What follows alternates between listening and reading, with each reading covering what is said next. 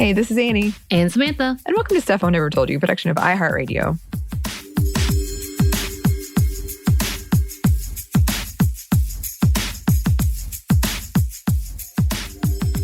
And we're back with our delightful, series on women around the world. And we are here celebrating AAPI or APA Heritage Month, or Asian Pacific American Heritage Month in the United States. And what better way to do that than to talk about the wonderful Hinaleimoana Wong-Kalu, also lovingly referred to as Kumuhina from Hawaii or Hawaii. We promise we're trying our best to be respectful of all of the pronunciation. Please don't add us, meaning being mean to us, because we do want to celebrate this amazing woman and the many people, especially when it comes to the indigenous people of Hawaii and so many around, and about what they are doing and celebrate who they are. But before we start, because we are going to talk a little bit about traditions and preservation and culture, Anney, I do want to ask you, do you have something that you feel like is something that is culturally phenomenal to you, and or something you would want to hold on to, a tradition that you would want to pass on or at least remember? That is a very good question. I think for me, a lot of it is food-based, which is interesting because of a book that we're going to be talking about where I really dug into that. And as I was reading it, I was thinking, yeah, you form so many connections through this. And for me and my family, we're very traditional when it comes to food, to the point that I think perhaps we eat things that we don't necessarily love too much just because of the tradition of that's eating funny. it. Yeah, so that's how I kind of mark occasions. And even when I moved out, I would continue to make things. Like in the South, there's the, traditional Southern New Year's meal that you make for your luck and money. And I, slightly altered it to make it easier, but I do it every year.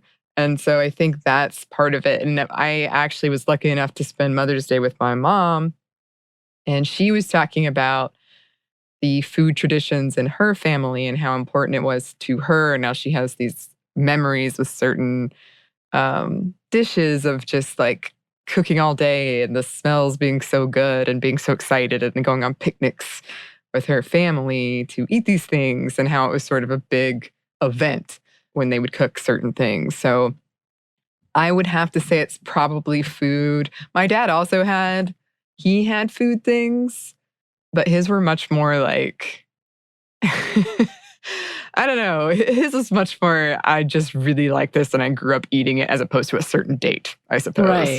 Right. Yeah. Yeah. I mean, for me, it's not anything that I feel I will be passing on generationally. Maybe that's just because I don't have kids and I don't work with kids right now.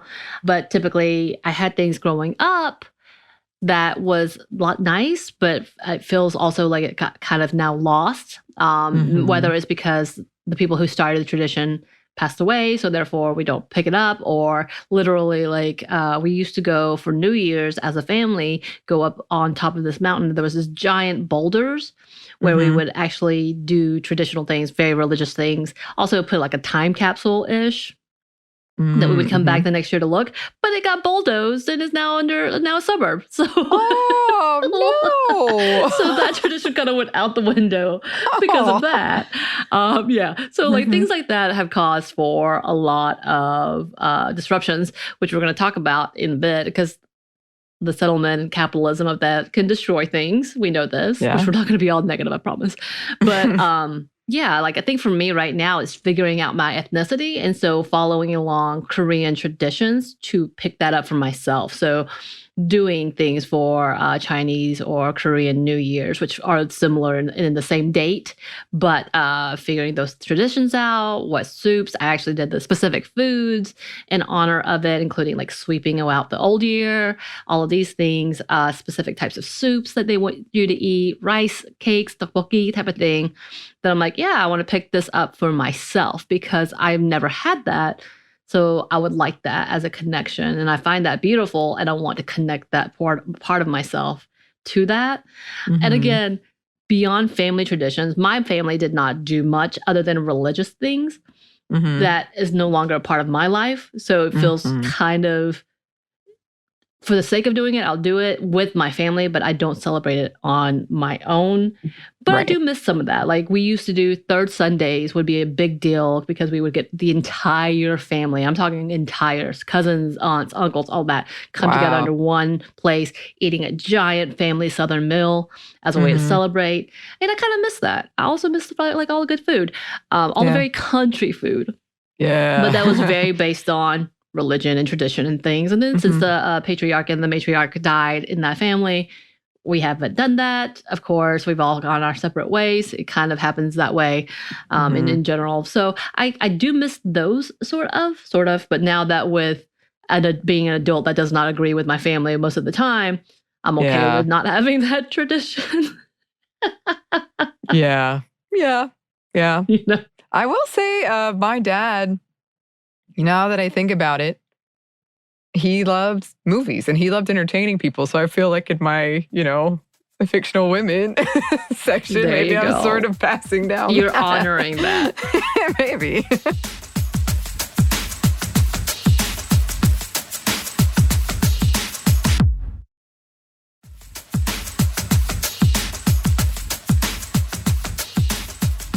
Well, in a different way of honoring beyond you and I doing things for our own happiness, we are talking about Wong-Kalu, who has done some amazing things. And she is doing it specifically because she wants to preserve the native cultures within Hawaii and making sure that it remains and is passed down from generation to generation. It's a beautiful, beautiful thing.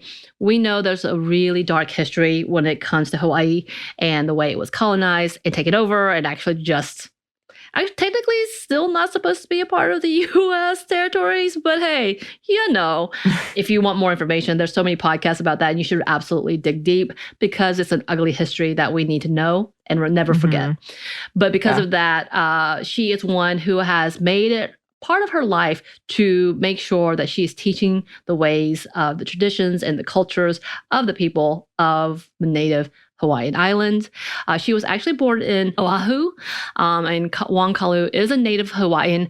Mahu, which is a native Hawaiian and Tahitian cultural term referencing the third gender people, quote, which occupies a place in the middle between male and female. So I got that from the Wikipedias.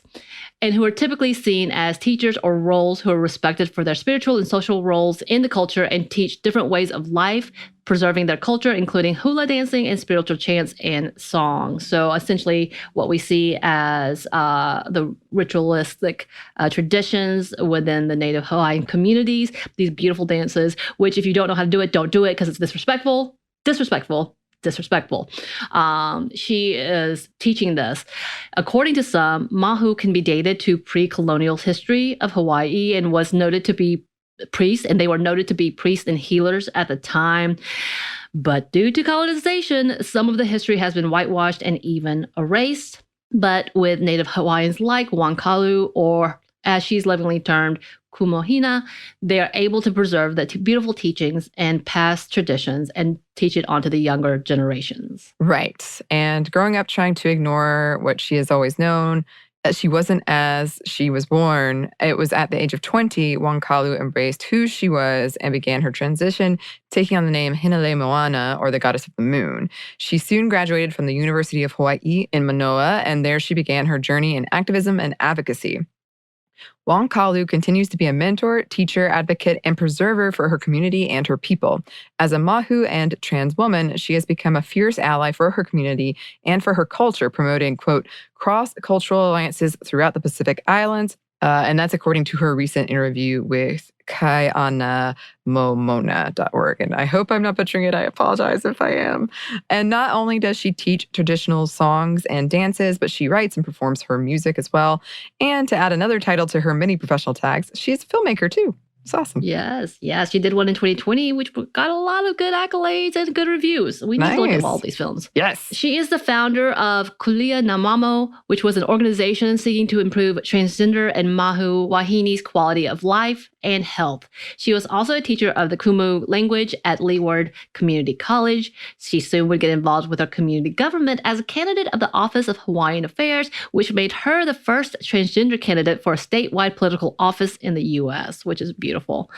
She went on to serve as the chair of Oahu Island Burial Council and became the cultural director of Halal Lokahi Public Charter Schools.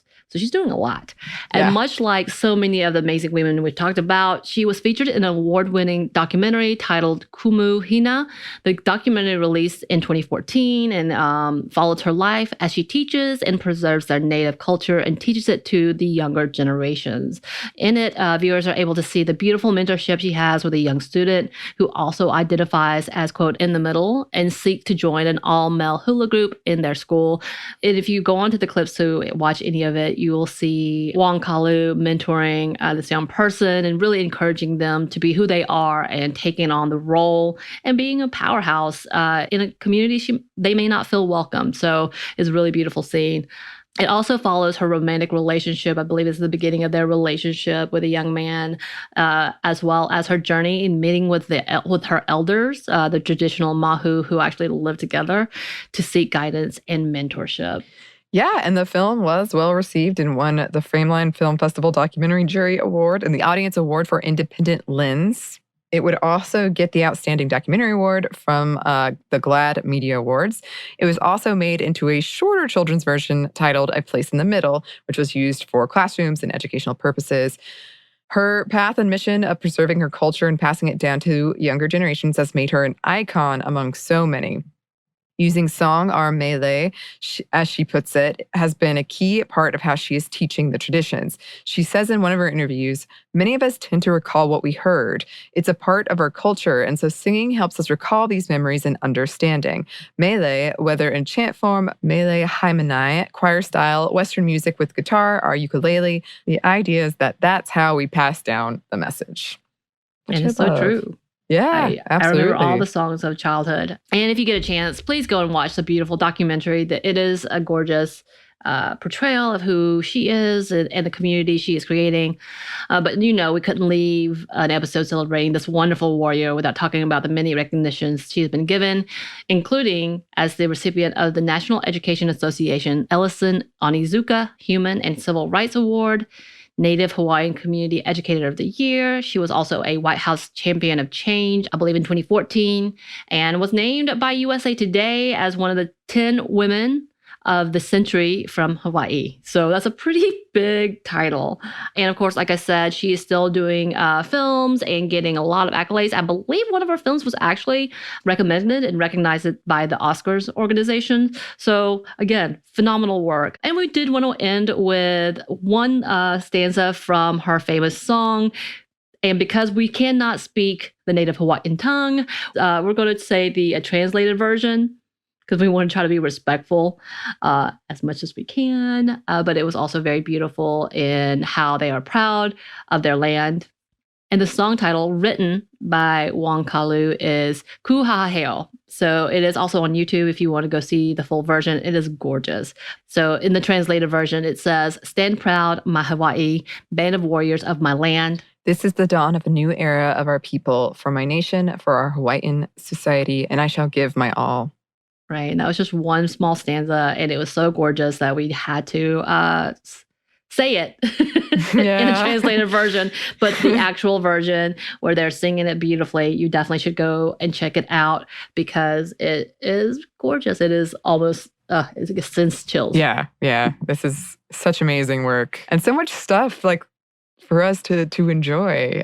So much work that we can find. And that's always great. So yes, go check all these things out. As always, if there's someone that you think we should talk about or an organization you think we should talk about in this segment, please let us know. You can email us at stephaniemomstuff@iheartmedia.com. You can find us on Twitter @momstuffpodcast or on Instagram @stuffIneverToldYou. Thanks as always to our super producer, Christina. Thank you for your patience and your kindness, Christina. Yes. Thank you indeed. And thanks to you for listening.